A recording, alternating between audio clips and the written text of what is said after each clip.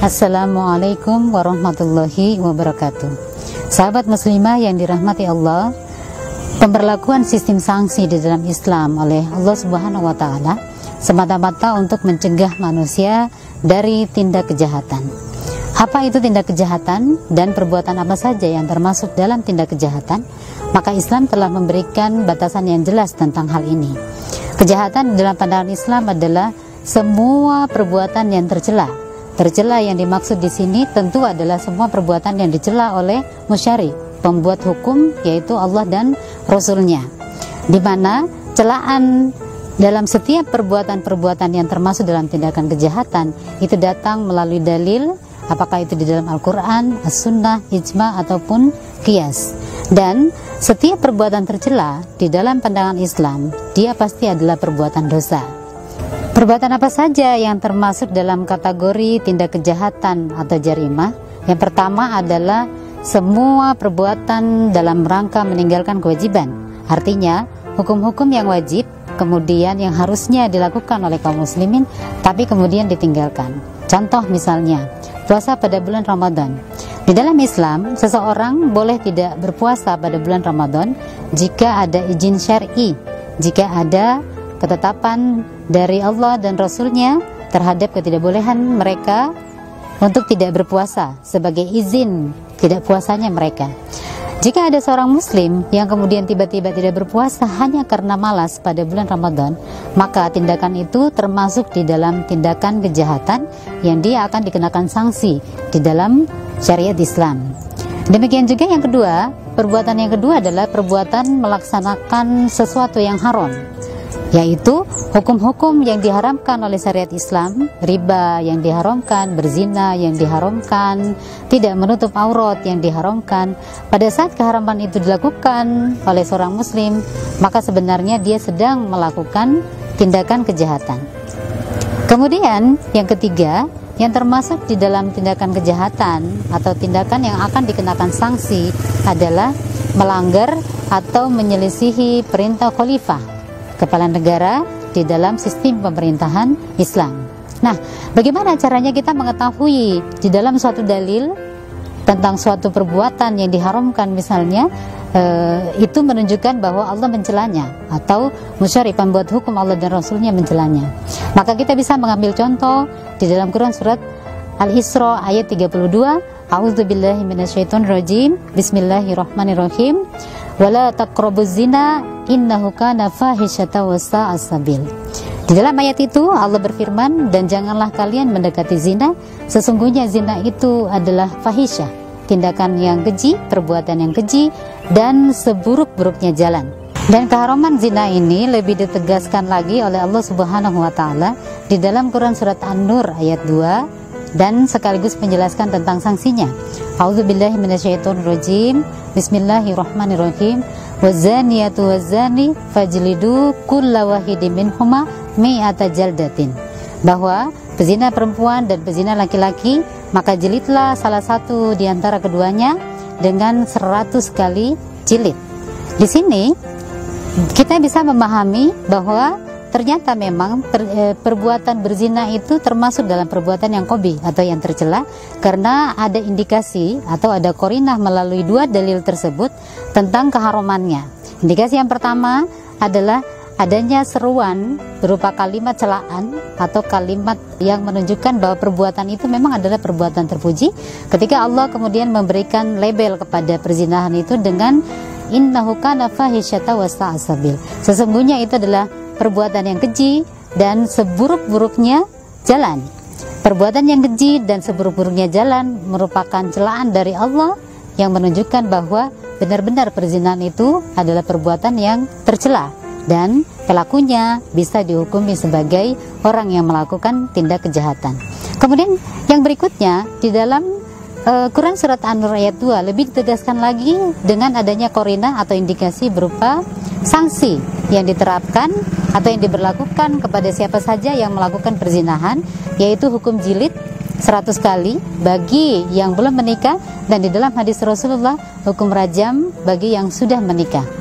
Sahabat muslimah yang dirahmati Allah, semua hal ini menunjukkan kepada kita bahwa perbuatan-perbuatan yang akan mendapatkan sanksi, yang akan diberlakukan sanksi berdasarkan hukum syariat Islam hanyalah perbuatan-perbuatan maksiat, yaitu meninggalkan kewajiban atau melaksanakan perbuatan yang haram atau menyelisihi perintah khalifah atau perintah kepala negara. Di luar perbuatan-perbuatan itu, maka tidak termasuk perbuatan maksiat yang akan dikenakan sanksi.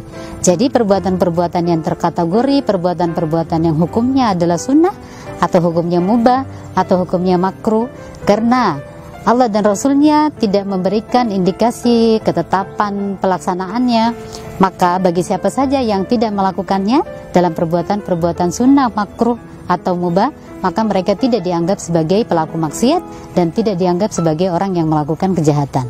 Contoh misalnya, seseorang misalnya tidak melakukan sholat tarawih atau sholat sunnah muakkad pada saat yang menyertai sholat wajib misalnya.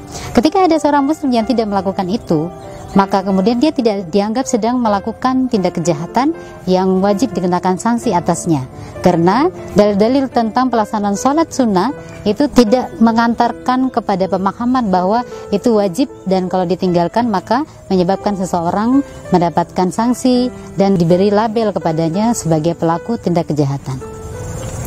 Sahabat muslim yang dirahmati Allah, ada dua fungsi dari penerapan sanksi di dalam syariat Islam bagi kaum muslimin. Fungsi yang pertama adalah sebagai pencegah. Ketika sanksi itu diberlakukan, hukum-hukum yang berkaitan dengan sanksi itu diberlakukan atas perbuatan-perbuatan yang memang wajib dikenakan sanksi. Ketika itu dipelihara dan ditegakkan di dalam Islam sesuai dengan hukum syariat Islam oleh pemerintah Islam yang nanti diwakili oleh para qadhi, maka itu akan menyebabkan kejahatan itu akan tercegah. Sebagaimana hal ini ditegaskan oleh Allah Subhanahu wa taala di dalam Quran surat Al-Baqarah ayat 179. A'udzubillahi minasyaitonirrajim. Bismillahirrahmanirrahim. Walakum fil qisasi hayatu ya ulil albab. Bahwa Allah berfirman di dalam ayat itu, bagi kalian di dalam hukum qisas itu ada kehidupan, wahai orang-orang yang berpikir. Artinya apa? Fungsi yang pertama ini akan berjalan kalau hukum qisas itu diterapkan.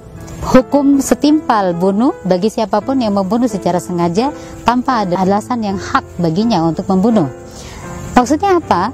Bagi siapapun yang berakal, bagi siapapun yang sedang waras, maka dia akan berpikir ratusan kali bahkan ribuan kali untuk melakukan pembunuhan secara sengaja tanpa hak, karena dia tahu dia akan dikenakan qisas atasnya.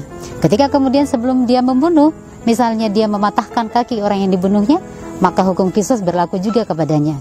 Dia dipatahkan dulu kakinya, setelah itu kemudian dikenakan qisas atasnya, jika hal ini dengan catatan tidak mendapatkan kemaafan dari keluarga. Maka ketika kemudian penegakan hukum ini benar-benar terjaga di dalam masyarakat Islam, di dalam kehidupan kaum muslimin, maka sesungguhnya fungsi pencegah ini akan berjalan secara alamiah, sehingga tindak kejahatan akan bisa terminimalisir dengan maksimal. Kemudian fungsi sanksi yang berikutnya adalah sebagai penebus.